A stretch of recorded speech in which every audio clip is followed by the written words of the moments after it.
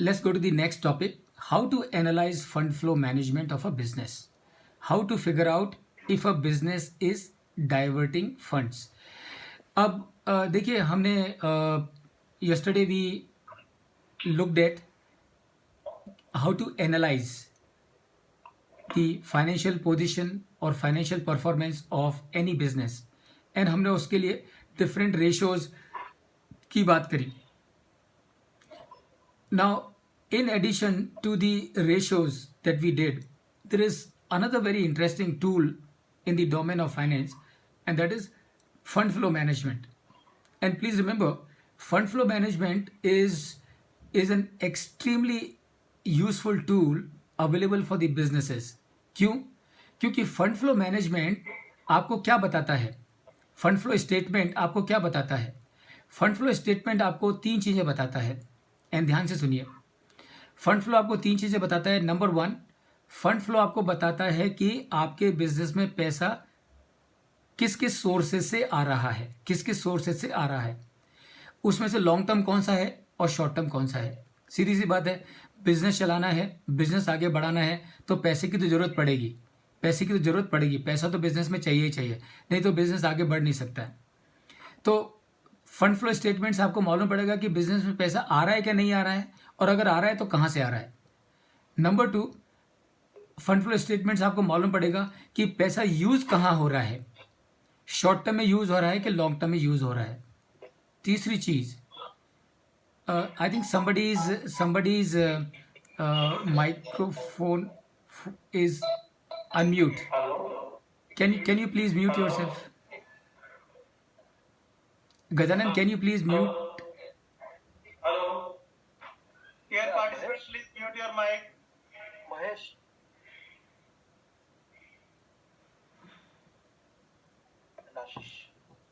So fund flow से मालूम पड़ेगा कहाँ से फंड्स आ रहे हैं, किस किस सोर्सेज से फंड्स आ रहे हैं, कि कहाँ कहाँ फंड्स को इस्तेमाल हो रहा है, और फंड्स का इस्तेमाल सही हो रहा है कि नहीं हो रहा है, सही हो रहा है कि नहीं हो रहा है, ये भी आपको फंड फ्लो स्टेटमेंट से मालूम पड़ेगा. तो अब इसके लिए सबसे पहले हमको समझना पड़ेगा कि कौन कौन से सोर्सेज से बिजनेस में पैसा आता है. And I want to throw it open to all of you. 2-3 of you can just respond. From where all we get money into the business? From where all we get money into? Yes, sir. Equity is debenture. Equity, debenture, Loan from bank. loan from bank. Very good, very nice. Okay, very good. What else? One more. Very good. Venture capitalist. Yes. Debenture capital. Yes, debenture capital. Okay, good. So अब देखिए, there are many sources. There are many sources from where a business will receive funds. और एक चीज़ और समझ के लीजिए कि कोई भी सोर्स जहाँ से हमको पैसा मिलता है बिजनेस में, फंड्स आते हैं बिजनेस में, it can be either long term और it can be either short term. अब ये कैसे आइडेंटिफाई करेंगे कि ये सोर्स लॉन्ग टर्म है कि शॉर्ट टर्म है? If the funds which are coming into the business are for a period of more than 12 months, that means it is a long-term source. And if the funds which are coming into the business are for a shorter period, shorter than 12 months, 12 months or less than 12 months, that means it is a short-term fund. ठीक है. अब ये चीज़ आपको समझनी है कि और आपको रिस्पॉन्ड करना है. अब मैं आपके साथ में डिस्कस करूंगा कि कौन कौन से सोर्सेज हैं. आपको ये बताना है कि ये सोर्स लॉन्ग टर्म है कि शॉर्ट टर्म है. So first of all, equity capital is equity share capital is the one source from where we get the money. Please tell me ये short term है कि long term है? I think long term. Long term. Very good, very good, very good. And then second source is preference share capital. Preference share capital यानी कि अब जरा ध्यान से सुनिए. एक बिजनेस में, हिंदुस्तान में एक बिजनेस में दो तरह की शेयर कैपिटल हो सकती हैं. एक होती है इक्विटी शेयर कैपिटल, जो कि every company has to have it. So any company in our country will have to have equity share capital. Private limited हो, पब्लिक लिमिटेड हो, doesn't really matter. Equity share capital तो company ने होना ही होना है. Some companies can also issue preference share capital. और preference share capital is not mandatory. कोई कोई कंपनी इश्यू करती हैं. और प्रेफरेंस शेयर कैपिटल और इक्विटी शेयर कैपिटल में छोटा सा फर्क है जो आपको बता दूं। Number one, equity share capital के ऊपर डिविडेंड की रेट फिक्स नहीं होती है, कंपनी डिविडेंड पे कर भी सकती है, नहीं भी कर सकती है। प्रेफरेंस शेयर कैपिटल के ऊपर डिविडेंड की रेट एडवांस में फिक्स होती है कि भाई 7%, 8%, 9% जो भी है। तो प्रेफरेंस शेयर कैपिटल जिन लोगों ने कंपनी में डाली है उनको 7-8% के हिसाब से डिविडेंड मिलेगा हर साल। इक्विटी शेयर होल्डर को डिविडेंड का रेट पक्का नहीं है, वो जीरो भी हो सकता है और वो 5000% भी हो सकता है। And there are cases in the capital market in country when a company paid a dividend at the rate of 5000%, so that is also possible. Preference share capital में रेट फिक्स है। दूसरा फर्क ये है कि कल को अगर ये कंपनी बंद होती है किसी कारण से, तो प्रेफरेंस शेयर कैपिटल जो जिन्होंने दी है उनका पैसा पहले वापस किया जाएगा, इक्विटी शेयर होल्डर्स का पैसा बाद में वापस किया जाएगा। So this is your equity share, this is your preference share capital. अब बताइए लॉन्ग टर्म है कि शॉर्ट टर्म है? लॉन्ग टर्म है सर। एब्सोल्युटली लॉन्ग टर्म है, लॉन्ग टर्म है। तो प्रेफरेंस शेयर कैपिटल कभी भी आप इश्यू करोगे तो आप हमेशा 10, 15, 20 साल के लिए इश्यू करोगे। Okay, long term debt is another third source. तीसरा सोर्स किसी भी बिजनेस में पैसा आने के लिए क्या है? Long term debt. तो वो तो नाम से मालूम पड़ता है, it is a long term source. Share premium, share premium, I am sure some of you will know as to what is share premium. Can somebody tell me what is share premium? Anyone? Anyone? Okay, so अब देखिए what is share premium, ध्यान से सुनिए। जब एक company public issue करती है ना, जब एक कंपनी पब्लिक इश्यू करती है तो वो कंपनी पहले से एग्जिस्टेंस में है, 15-20 साल, 10 साल, 5 साल से वो कंपनी ऑपरेट कर रही है और वो 5, 10, 15, 20 साल में कंपनी ने प्रॉफिट कमाए हैं, यानी कि कंपनी की फाइनेंशियल पोजीशन बहुत स्ट्रांग हो गई है। तो अब जब ये कंपनी अपना 10 रुपये का शेयर इश्यू करेगी तो वो 10 रुपये पे इश्यू नहीं करेगी, वो कंपनी अपना 10 रुपये का शेयर इश्यू करेगी 500 रुपये, 500 रुपये पे, 600 रुपये पे, 800 रुपये पे, 1000 रुपये पे, डिपेंडिंग ऑन वो कंपनी की फाइनेंशियल स्ट्रेंथ कैसी है। तो समझ के लीजिए, अब एक कंपनी पब्लिक इश्यू कर रही है, इश्यू प्राइस है उसकी फेस वैल्यू है 10 रुपया। The face value of the share is 10 rupees and the company is making the IPO public issue at the rate of rupees 500. TCS, I'm sure some of you would remember this. TCS about 10-15 years, 15 years back came out with a public issue and उनका share था 1 रुपये का और वो 1 रुपये का share TCS ने issue किया था 825 रुपये पे। इसका मतलब क्या हुआ? इसका मतलब ये हुआ कि जिन लोगों ने TCS के पब्लिक इश्यू में सब्सक्राइब किया उन्होंने 825 रुपये दिए कंपनी को और कंपनी ने उनको 1 रुपये का शेयर दिया, बस 1 रुपये का शेयर दिया बस। बाकी का जो 824 रुपया जो कंपनी के पास में आया, 824 rupees that came to the company, it came on account of what? It came on account of share premium. It came on account of share premium. But please remember, which company can issue shares at a premium? Only is financially strong company, profitable company, long standing company only can issue shares at a premium. Why? Because a company which is weak, even if they want to raise money on capital, nobody will subscribe for it actually. And in case of TCS, even though TCS issued a share of 1 rupee at a premium of 824 rupees, the issue was many times oversubscribed. And why? Because everybody understands TCS is a very strong company, right? So that is your share premium. Share premium का advantage क्या है? Sir, अगर if TCS issue the share at the rate of ₹1 to the customer and next day he want to sell again, so at what price he will sell? 1 rupees or at 25 rupees? देखो TCS 1 रुपये में नहीं बेचेगी। TCS अगर आज की तारीख में, देखो TCS का मार्केट प्राइस कितना है आज की तारीख में, तो अगर TCS पब्लिक इशू करेगी तो वो आज की तारीख में TCS इशू करेगी which is around the market price, जो करंट मार्केट प्राइस है उसके हिसाब से करेगी। Sir, I agree. If you are telling the best price of the share is 10 rupees and company is launching मतलब IPO issued at the rate of 500 rupees, so we will pay 500 rupees and purchase the share. Correct. But the base price of the share is 10 rupees. अगर मुझे market में बेचना है वापस, yes, तो मुझे रुपए मिलेंगे या 500 मिलेंगे? ओके, वेरी गुड शिशिर, बहुत बढ़िया सवाल है। नाउ रिमेंबर, जब आप मार्केट में शेयर बेचते हो ना या खरीदने जाते हो तो now the pricing is determined by the market. So अब टीसीएस जैसी कंपनी स्ट्रॉन्ग कंपनी है, तो टीसीएस के शेयर्स की डिमांड रहेगी. तो ऑब्वियसली आपने वो 500 रुपये का शेयर आज खरीदा, तो आईपीओ में खरीदा, तो चांसेस ये हैं कि जब आईपीओ खुलेगा, वो तो लिस्टेड कंपनी है ऑलरेडी, तो उसका सवाल नहीं है. तो वो तो शेयर आपको नेचुरली, अगर आप बेचने जाओगे एक दिन के, आज मिला और कल बेचने चाहो, तो आप देखोगे कि उसकी प्राइस तो पहले ही 550 550 हो चुकी होगी, तो आपको तो उसमें फायदे होने वाला है. अच्छा, सेकंड क्वेश्चन, अगर कंपनी सपोज बैंकक्रप्ट हो जाता, सपोज, तो वो पैसा मेरा 10 रुपए मिलेगा या 0 मिलेगा?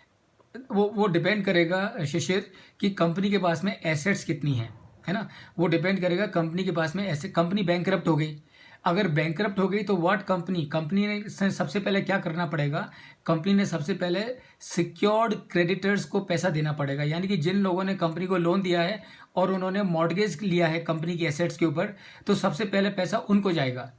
और उनके जाने के बाद में बचा पैसा, तो वो जो अनसिक्योर्ड क्रेडिटर्स हैं, यानी कि जिन्होंने कंपनी को पैसा दिया है लेकिन मॉर्गेज नहीं लिया है, फिर सेकंड नंबर पे पैसा उनको जाएगा. थर्ड नंबर पे पैसा जाएगा फिर आपके प्रेफरेंस शेयर होल्डर्स वालों को, है ना. और प्रेफरेंस शेयर होल्डर्स वालों को जाने के बाद अगर कुछ बचा तो आपको इक्विटी शेयर होल्डर्स वालों को मिलेगा. मोर ऑफन देन नॉट, अगर कोई कंपनी बैंकक्रप्ट होती है तो इक्विटी शेयर होल्डर्स को कुछ मिलता नहीं है. And that is why equity capital is known as risk capital. I hope that answers your question, Shishir. Yes. Very good. Thank you very much. Very good, very good. And the number 5th source is EAT. EAT is earning after tax. Remember, this is the most sought after source for any business. किसी भी business के लिए सबसे बढ़िया source of fund is EAT, earning after tax. यानी कि the money which you are earning from the operations of the business, वो सबसे बढ़िया सोर्स है. क्यों सबसे बढ़िया सोर्स है? सबसे बढ़िया सोर्स है. अब आप बताइए, लॉन्ग टर्म है कि शॉर्ट टर्म है? प्रॉफिट जो आपने बनाया वो आपका लॉन्ग टर्म सोर्स है कि शॉर्ट टर्म सोर्स है? Short term sir, within 1 year we will get the money. Okay, let someone else also answer. Short term है कि लॉन्ग टर्म है? एनीवन? Long term है, because it is continuously generated through business. Yes. So please remember, जो profit आप बनाते हो business में वो लॉन्ग टर्म सोर्स है. क्यों लॉन्ग टर्म सोर्स है? वो प्रॉफिट आपने बना लिया, it is made for ever. The profit that you have earned once in 1 year, it is made permanently and is made forever. अब आप उस पैसे का कुछ भी इस्तेमाल कर सकते हैं जो आपको ठीक लगे. So profit is always a long term source. Then you got a government grant. So in some cases, I am sure आपको सभी को मालूम होगा, CCOM इंसेंटिव होते हैं, गवर्नमेंट ऑफ इंडिया के अलग अलग इंसेंटिव होते हैं. तो वो जो कंपनीज को देती है वो दो सोर्सेज. नाउ दो sources invariably government will give these grants or subsidies for a long time. So they are also long-term sources of funds for the company. A reduction in current assets, is it a source? Everybody. एक company की total जो current assets थी वो 100 करोड़ थी. Company के CEO ने सारे department heads को बुलाया और कहा कि देखो भैया, अगर ये 100 करोड़ की हमारी करंट एसेट्स हैं तो अच्छा हो कि हम बिजनेस बंद करके घर जाके बैठें, क्योंकि 100 करोड़ की करंट एसेट्स रखने में कोई मतलब नहीं है. या तो आप इसको घटा के 25 करोड़ पे लेके आओ, नहीं तो मैं कंपनी को, फैक्ट्री को लॉक लगा के सबको घर भेजने वाला हूँ. Immediately everybody worked, applied their mind, और 3 महीने के अंदर वो 100 करोड़ की जो करंट एसेट्स थी वो घट के 40 करोड़ पर आ गई. तो जो 60 करोड़ का जो रिडक्शन हुआ करंट एसेट्स में, ये सोर्स है कि नहीं है? एवरीवन, ये कंपनी के लिए सोर्स है लेकिन ये शॉर्ट टर्म है सर. हाँ, okay, Yes, sir, short term. Very good. So अब देखिए, वेरी गुड. अब ये शॉर्ट टर्म है कि लॉन्ग टर्म है, वो डिपेंड करेगा. जरा ध्यान से सुनिए, वो शॉर्ट टर्म है कि लॉन्ग टर्म में डिपेंड करेगा. किस चीज़ पे डिपेंड करेगा? कि आज ये अभी 3 महीने में हमने उसको घटा के 100 करोड़ से 40 करोड़ पे लेके आ गए, और समझो अगले 3 महीने में वो वापस अगर 100 करोड़ पे पहुंच गया तो ये शॉर्ट टर्म है. लेकिन हमने उसको 100 करोड़ से लेके 40 करोड़ पे लेके आ गए, और अब ये फिगर कॉन्स्टेंटली 40 करोड़ ही है अगले 3 सालों तक और आगे भी. Then it becomes a long term source. You understand what I am trying to tell you?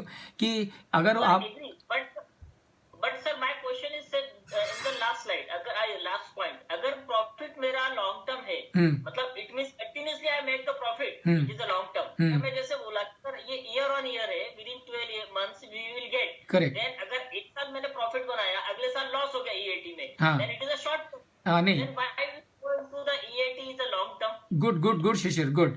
अब देखो, जब आप फंड फ्लो बना रहे हो ना, जब कंपनी का फंड फ्लो बना रहे हो, तो आप वो साल की पोजीशन देख रहे हो कि ये साल का फंड फ्लो कैसा है ना। तो ये साल का फंड फ्लो जब आप बनाओगे और ये साल में आपने प्रॉफिट किया है, तो ये साल का प्रॉफिट आपका परमानेंट सोर्स हो गया। अगले साल में अगर आपने लॉस किया, तो अगले साल का लॉस आपका परमानेंट यूज हो गया। समझे क्या कह रहा हूं मैं? तो ये साल में आपने प्रॉफिट बनाया, तो ये साल का प्रॉफिट, ये प्रॉफिट आपके साथ में हमेशा रहेगा, है ना। ये दिस इज विद यू। अगले साल अगर आप लॉस बनाते हो, तो यार आप सोर्सेज को कंज्यूम कर रहे हो, यूज कर रहे हो, विच इज अगेन परमानेंट। यानी कि profit is long term source, loss is a long term application. Thank you, sir. Okay, good. And so reduction in the current assets कि आप उसको किस तरह का करते हो। अगर आप उसको परमानेंटली मेंटेन करने वाले हो तो लॉन्ग टर्म सोर्स है, लेकिन आपने 3 महीने के लिए कम किया और 3 महीने में वापस वो 100 करोड़ का 150 करोड़ हो गया, that means it is not it is a short term source. And finally, friends, sale of assets. So sometimes it happens in business. There are many assets, you may not be needing them, है ना। तो अगर आप, जैसा मैंने पहले आपको कहा था कि आइडल एसेट्स हैं, नॉन ऑपरेटिंग एसेट्स हैं, कुछ आपको कमा के दे नहीं रही हैं, तो might as well dispose them off. So when you sell off an asset, is it a source? Of course it is a source. My question to all of you is it a long term one or short term one? Short term, sir. Sir, it is a case-to-case basis. Why case to case basis? Sir अगर कुछ हमने cell करने के लिए रखा और cell नहीं हुआ, एक साल के बाद हुआ, then it will be long term. नहीं, सेल हो गया ना, it is sold, okay, it is sold. So sale of asset, यानी कि आपने डिसाइड किया कि ये प्लांट एंड मशीनरी, इसकी टेक्नोलॉजी वॉर्न आउट हो गई है और मेरे लिए इसका कोई यूज़ नहीं है, इसके मुझे 50 लाख रुपए मिल रहे हैं और मैं इसको बेच देता हूँ। तो 50 लाख में आपने उसको बेच दिया, 50 लाख आपके बैंक में आ गया। शॉर्ट टर्म सोर्स है कि लॉन्ग टर्म सोर्स है? Everyone, it's a long term source, क्योंकि वो 50 लाख आपके पास में आ गया, it has come to you forever. ऐसा नहीं कि जिस आदमी ने आपसे ये मशीन खरीदी है, ऐसा नहीं कि वो 3 महीने के बाद आपको फोन करके बोलेगा कि मेरा 50 लाख वापस कर दो, और वो बोलेगा भी तो भी आप देने वाले नहीं हैं, isn't it? So when you sell an asset, you have sold it forever. So the asset is sold forever, money has come in, it has also come in forever, तो वापस जाने वाला नहीं है। So when you sell the assets, it is a long term source. So please remember, ये जो आप screen पर देख रहे हो आपके सामने, ये सारे के सारे सोर्सेज ऑफ फंड्स हैं, यानी कि यहाँ से कंपनी में पैसा आता है। और आपको खाली क्या ध्यान रखना है, और I am sure you have understood, कि एक सोर्स शॉर्ट टर्म हो सकता है और एक सोर्स लॉन्ग टर्म हो सकता है। लॉन्ग टर्म यानी कि लंबे समय के लिए बिजनेस में आया है, और शॉर्ट टर्म यानी कि छोटे समय के लिए बिजनेस में वो फंड अवेलेबल हुआ है। What are the uses of funds, all of you? जिस तरह से सोर्सेज ऑफ फंड्स हैं, अब टाटा मोटर्स है या टाटा स्टील है या और भी दुनिया भर की कंपनियां हैं, तो उनके सोर्स, जो उनके पास में पैसा आता है, ये सारी कंपनियां वो पैसे का क्या इस्तेमाल करती हैं? Where Further investment, asset investment, or new plant setup. Very good, very good, Increase the brand equity. Very good. Or brand value. Very good Shishir, very good. One more person, what are the uses of what's the value creation? say it again please? For the value creation. For the value creation, okay, for the value, okay, so that in general companies will use the funds for the purpose of value creation. तो अब सवाल यह है कि वो value creation के लिए कहाँ कहाँ पर ये पैसे को लगाएंगी कंपनियां? Okay, so yes, Advertisement. Advertisement, okay okay okay, New technology development. New technology development, yes of course, new technology development, yes, very good. Now friends, let me share with you कि जब आप एक कंपनी का fund flow बना रहे हैं और आप पहले आइडेंटिफाई करेंगे कि भाई मेरे पास में पैसा कहाँ कहाँ से आया है, और उसके बाद में आपको ये देखना होगा कि ये पैसा गया कहाँ कहाँ पे है ना, where all this money has gone. So where all the money can go और where all the money should go? Number 1, addition of fix assets. सीधी सी बात है, we are in business for growing, we can grow only when we add more assets, only when we do diversification, only when we do modernization, expansion. So that is number one, addition of assets. Long term or short term, everyone? Long term. Long term, of course, long term. Long term, very good. Investment strategy for inorganic growth, क्या मतलब है इसका? इसका मतलब ये है कि Tata Motors acquires Daewoo in Korea, Tata Motors acquires Jaguar, Tata Motors acquire Land Rovers. So now these are your inorganic growth strategy. तो जैसा कि मैंने कहा कि business is there to grow करने के लिए दो काम कर सकते हैं, एक ऑर्गेनिक ग्रोथ है, दूसरा इनऑर्गेनिक ग्रोथ है. ऑर्गेनिक ग्रोथ का मतलब क्या है? Expansion, diversification, modernisation, new technology development. Now these are all organic growth. That means you are creating few new facility, addition of the assets. Then you have strategy for inorganic growth. Inorganic growth का मतलब क्या है? Purchasing companies itself. So अगर मैं दाइबू को acquire करता हूँ तो ऑटोमेटिकली मुझे मल्टी एक्सल व्हीकल बनाने की facility. Participants, please mute yourself. So when I acquire Daewoo तो ऑटोमेटिकली मुझे मल्टी एक्सल व्हीकल बनाने की फैसिलिटी मिल जाती है. अगर मुझे टाटा मोटर्स को मल्टी एक्सल व्हीकल बनाने की अगर फैसिलिटी नई क्रिएट करनी पड़े, it will take quite a few years and there is going to be long gestation period. Inorganic growth, it happens quickly. So that is your point number 2, where the money goes and should go. Long term or short term, everyone? Short term. Long term or short term? Long term. Long term. Long term. Tata Motors has purchased Daewoo not for a month or year. It has done so for eternity. Jaguar लिया, Land Rovers लिया for eternity, right? So the acquisition are always for long term. Number 3, augmenting of working capital. So Tata Motors is continuously expanding the capacity, continuously introducing new vehicles. So obviously जब आप अपनी capacity बढ़ाओगे तो आपकी working capital requirement भी बढ़ने वाली है, inventory की रिक्वायरमेंट बढ़ने वाली है, रिसीवेबल्स की रिक्वायरमेंट बढ़ने वाली है. So your funds from the business will also get locked up in inventory, in increased inventory, है ना, इन इंक्रीज्ड इन्वेंट्री और receivables and things like that. So that is third source of the funds. Long term or short term? Everyone? Long term. So again, it's a long term. Yeah, again it's a long term. Very good. A very good answer. That's a absolutely correct answer. Because generally जब आपकी capacity बढ़ रही है तो आपकी जो incremental working capital है वो परमानेंटली रहने वाली है. बिकॉज आपकी कैपेसिटी बढ़ गई तो ऑब्वियसली आपकी इंक्रीमेंटल इन्वेंट्री बढ़ जाएगी, इंक्रीमेंटल रिसीवर्स बढ़ जाएंगे, वो कि उसी लेवल पर रहेंगे. थोड़ा बहुत ऊपर नीचे हो सकते हैं but by and large they will remain at the same level. And therefore augmentation of the working capital is a long term use of the funds. Number 4, payment of dividend.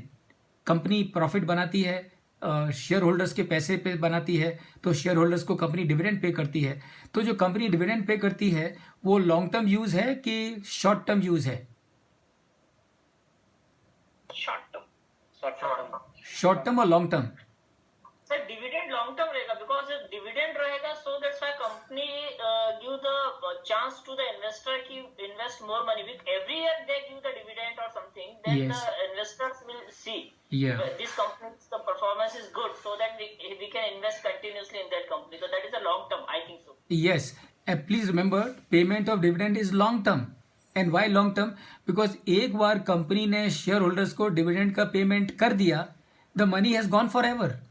The money has gone forever. ऐसा नहीं कि company 2 महीने के बाद share holders को letter लिखेगी कि 2 months back we had paid dividend to you, please give it back to us.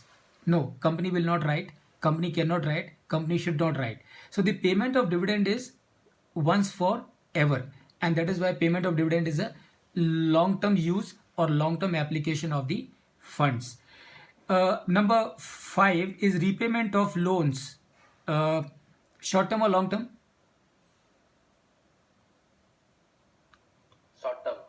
Short term or long term? So it can be short term, it can be long term. यानी कि अगर आपने long term loan को repay किया है, यानी कि आपने एक लोन लिया था 5 साल के लिए, 6 साल के लिए, 7 साल के लिए, उसका रीपेमेंट चालू है, तो that is long term use of the funds.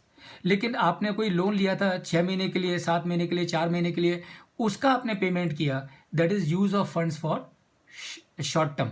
Okay, so repayment of loan will depend कि आप जो रीपेमेंट कर रहे हैं किस लोन का कर रहे हैं, लॉन्ग टर्म वाले लोन का कर रहे हैं कि शॉर्ट टर्म वाले लोन का कर रहे हैं। तो अगर आप लॉन्ग टर्म वाले लोन का कर रहे हैं, it is a long term source. Short term वाले लोन का कर रहे हैं, it is a short term source.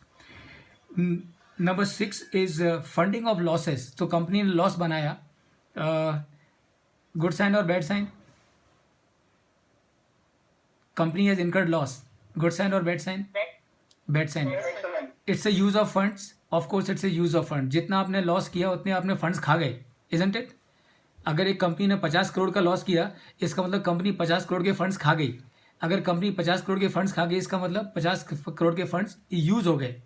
Short term के long term? Long term. Please remember, एक बार आपने प्रॉफिट कमाया, that profit is earned for ever. वो प्रॉफिट को आप अंडू नहीं कर सकते। 2021 में मैंने 500 करोड़ का प्रॉफिट कमाया, तो मेरे 2021 का जो फिगर है प्रॉफिट का 500 करोड़ ही रहेगा, आगे कुछ भी होता रहे। So like profit is long term, loss is also long term use of funds.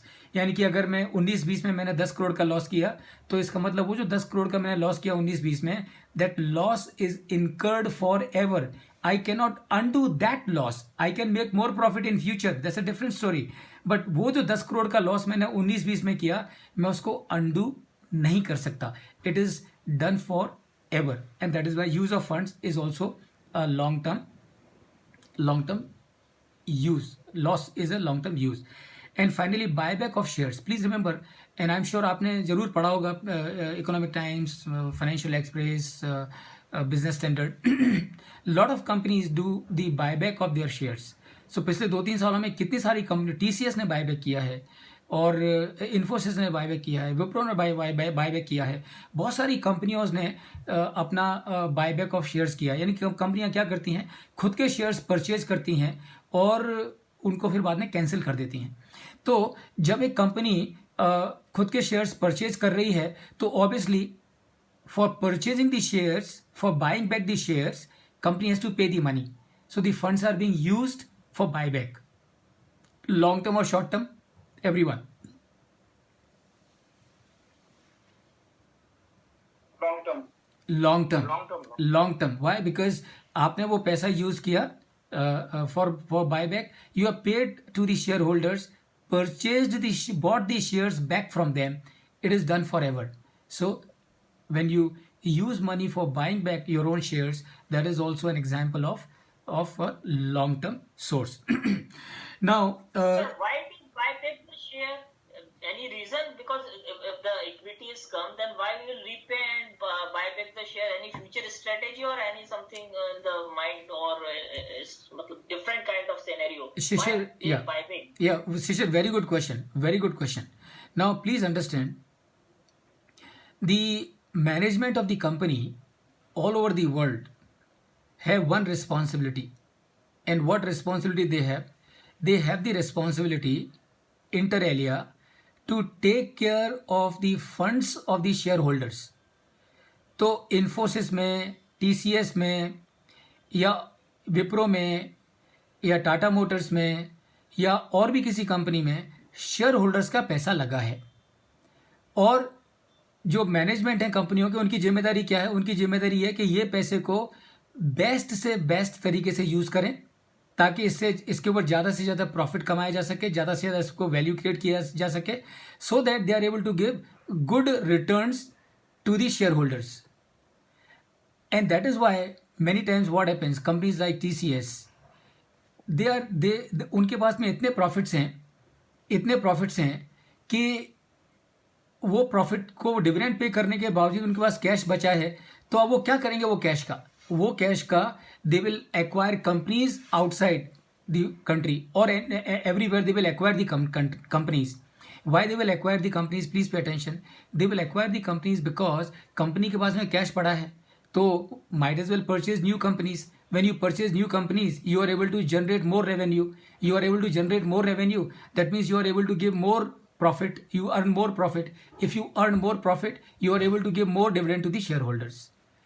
Now, sometimes there can be a situation where company is sitting on 20,000, 30,000 crores of cash, लेकिन उसका कोई इमीडिएट यूज नहीं है, क्योंकि कोई और company खरीदने के लिए भी नहीं है.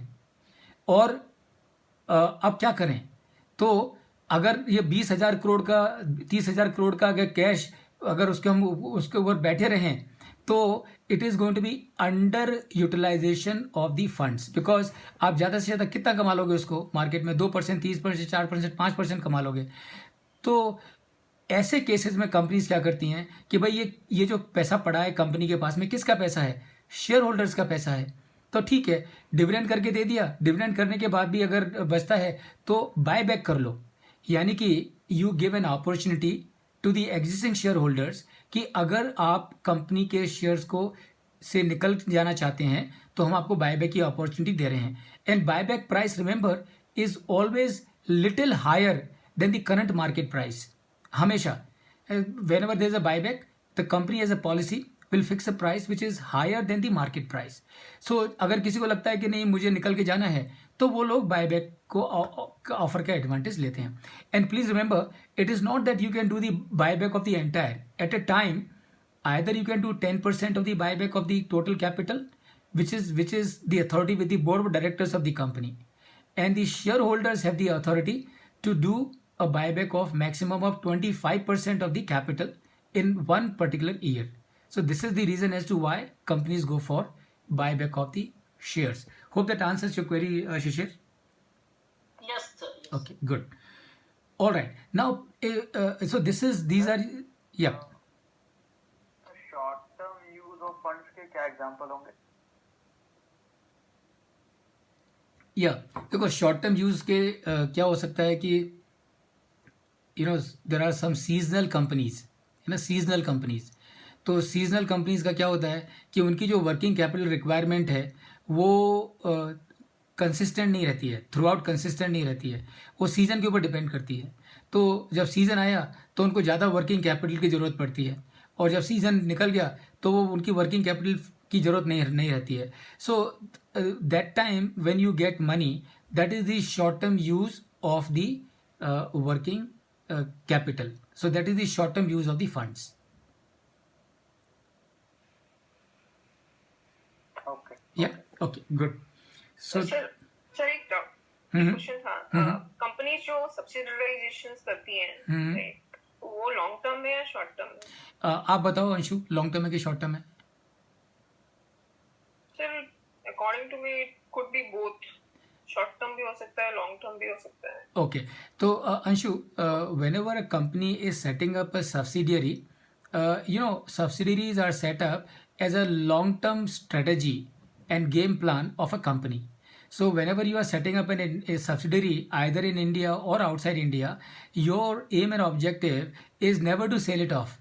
Your aim and objective is to have that subsidiary with you, so that this subsidiary will be looking after a specific activity of your business. So whenever you are creating a subsidiary, it is always long term, because your intention is to keep that subsidiary for eternity when you are setting up that subsidiary. Okay. Yeah. Sir यहाँ पर आपने लिखा है if retained profit is taken in FFS. What is FFS? Yeah, very good. So that is fund flow statement. Fund flow statement. So okay, ये point का मतलब बता दूं अंशु. इस पॉइंट का मतलब ये है कि जब आप फंड फ्लो स्टेटमेंट बना रहे हो, है ना, तो आप क्या करोगे? You can do it in 2 ways. पहला आप क्या करो, आपने नेट प्रॉफिट सोर्सेज में ले लिया, नेट प्रॉफिट सोर्सेज में ले लिया. इन दैट केस यूजेस में आपको डिविडेंड पेमेंट लेना पड़ेगा. क्यों लेना पड़ेगा? Net profit is the total profit जो आपने कमाया, उसको वो आपने सोर्सेज में ले लिया, और उसमें से आपने डिविडेंड पे किया. तो डिविडेंड पे किया तो it has to be part of your uses. लेकिन please remember, we talked about the retained profit. What is retained profit? Net profit minus dividend is equal to retained profit. तो अगर आप retained profit का figure sources में लोगे तो फिर आपको डिविडेंड को यूजेस में दोबारा दिखाने की जरूरत नहीं है। क्यों नहीं है? क्योंकि चूंकि आपने रिटेन्ड प्रॉफिट लिया है सोर्सेज में, इसका मतलब retained profit is already after adjusting the amount of dividend. I hope that make sense to you and everyone. Yes, sir. Okay, I got it. Very good. So now friends, अब fund flow management के 4 fundamental principle हैं, cardinal principle, and that is what we all need to remember. Number 1, long term uses should be financed through long term sources. यानी कि आप plant and machinery खरीद रहे हो, building बना रहे हो, लैंड खरीद रहे हो, कंपनी एक्वायर कर रहे हो, these are all your long term uses. So all these long term uses must be financed with the long term funds only. Long term fund से ही आप long term uses को finance करोगे। That's number 1. Number 2, short term sources should not be used for long term application. तो ये पहले वाले की corollary है, और corollary क्या है? long term uses तो के लिए आप long term sources को ही यूज करोगे। दूसरा यह है कि लॉन्ग टर्म सोर्सेज के लिए आप शॉर्ट टर्म फंड्स को नहीं यूज करोगे। ये कार्डिनल प्रिंसिपल है, एंड समझ के लीजिए क्यों। छोटा सा एग्जांपल देता हूं। यूजिंग शॉर्ट टर्म फंड्स यानी कि वो पैसा जो कि आपको छोटे समय के लिए अवेलेबल है, उस पैसे से आप लॉन्ग टर्म की एसेट्स नहीं खरीद सकते। सुइसाइडल है। कैसे? समझ के लिए छोटा सा एग्जाम्पल देता हूँ। You like a house somewhere in your city and which is costing about 1 crore of rupees। आपको घर बहुत अच्छा लगा, है ना, और आपने वो डिसाइड किया कि आप वो घर को खरीदोगे। तो आपने बिल्डर से बात करी, और बिल्डर ने कहा ठीक है, इसकी कीमत 1 crore है, आप 1 crore लेके आ जाइए और मैं आपको ये घर आपके नाम से कर दूंगा। तो आपने क्या किया? आप एक दोस्त के पास में गए और आपने दोस्त को बोला कि I have liked a house and I want to purchase it, please lend me some money. तो दोस्त ने कहा ठीक है, I will lend you money but I will give you only for 6 months, not for more than that. After 6 months you will have to return it back to me. तो आपने बिना सोचे समझे वो पैसा 6 महीने के लिए उधार ले लिया दोस्त से, 1 crore रुपया, घर खरीद लिया आपने। For 6 months everything will be fine. जैसे ही 6 महीने खत्म होंगे, the friend will come to you and ask to return the money back to him. Now what you have done?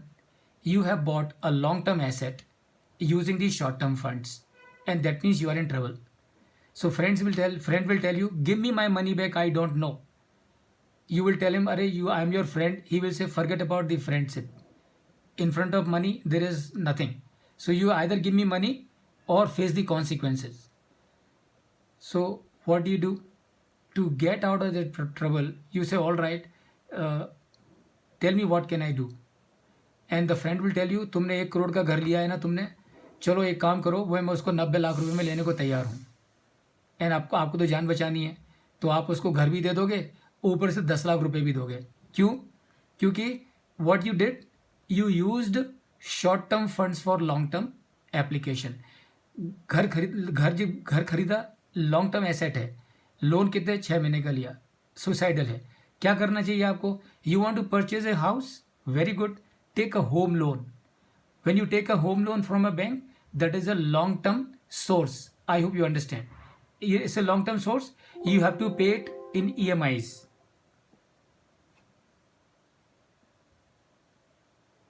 Okay, am I audible to everyone? Yes, sir. Okay, so that is an example of don't use the short-term sources for long-term uses. Suicidal. Number 3, part of working capital should be financed through long-term sources. कल जो हमने working capital का example देखा था, आपको याद होगा कि कंपनी की जो वर्किंग कैपिटल जो रिक्वायरमेंट थी, दैट वाज 1700, है ना, जो गैप था 1700। बैंक ने 1700 नहीं दिया, 1500 थी, 1500 was the working capital gap. Bank did not give him a loan of 1500 lakhs. Bank give him a loan of 1125 lakhs. 375 was put in by the company from his own sources. Which is that source? It's a long-term source. So part of the working capital has to be funded through the long-term sources. And finally, friends, the 4th cardinal principle of fund flow management is cost and risk of financing should be minimized. अब जरा समझ के लीजिए, long-term source is always cheaper than the short-term source. Long-term source is always cheaper than the short-term source. And that is why your focus is always on using the long-term source for the long-term assets. Working capital के लिए हम उल्टा कर रहे हैं. Working capital के लिए हम जो लॉन्ग टर्म है वो 25% रख रहे हैं, शॉर्ट टर्म हम 75% रख रहे हैं. ऐसा क्यों? ऐसा इसलिए, देखिए, शॉर्ट टर्म सोर्स थोड़ा महंगा है in comparison to the long term source. तो आप जब कोई company Tata Motors bank finance लेती है for funding the working capital, it is little costlier than the loan that the Tata Motors would have taken for funding the projects. But why should Tata Motors do that? Tata Motors should do that because जो आपकी working capital जो requirement है, please remember it is always fluctuating. It is not constant. ठीक है, कभी वो ऊपर हो जाती है, कभी नीचे जाती है. So that is why if you use long-term source for funding your working capital, it may be cheaper. But there will be times in the life of the business or in the year of the business that there is no requirement of working capital. But since you have taken a long-term source, money is lying with you idle. So even if it is cheaper, you are unnecessarily incurring a cost in using long-term source for funding total of your working capital. And that is the meaning of cost and risk of minimizing should be kept in mind as far as the fund flow management is concerned.